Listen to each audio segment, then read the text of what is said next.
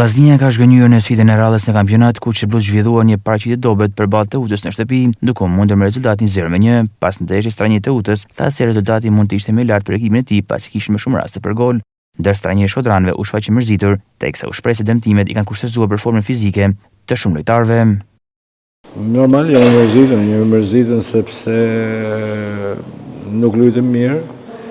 Duhet në këtë momente kur e shef që skuadra nuk është mirë, duhet jesh më pragmatist, duhet mos pësosh gol, duhet jesh më cinik të rastet që të krijohen.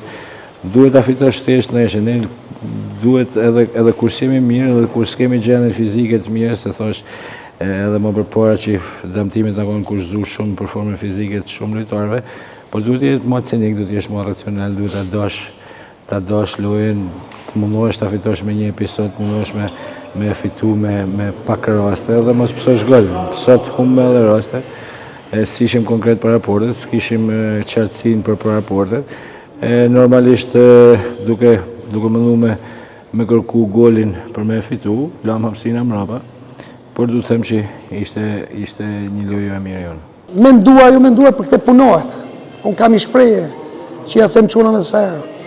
Nëse do të jesh me më të mirë, do të fitosh me më të mirët. Sot shkuaj deri sot ishte vend parë. Me kalimin e kohës duhet me respektu se mënyrën se si edhe vllaznia po luan, mënyrën se si po interpretojnë futbollin.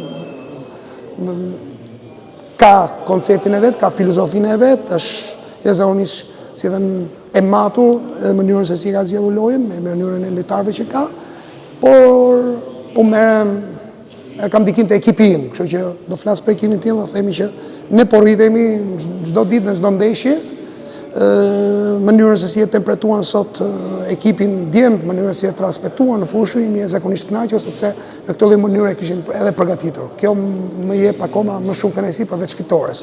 A donin të fitonin, po ku ka më mirë se të fitosh edhe Shkodra? Mund të ishte që më i lartë për ne, me gjithë respektin, nëse do shohim gjithë aksionet, gjithë rastet e goleve, mendoj që kishim më shumë raste për gol ne. Duhet me pranu sot. Me gjithë respektin që kemi për vllaznin, por është një fjalë e urtë që nëse do të respektosh kundërshtarin apo kundërshtari të respektojë ty, duhet të respektosh veten tënde. Pas kësaj humbje vllaznia zbret në vendin e dytë, teksa Elbasani merr kryesimin me 1 pikë më shumë.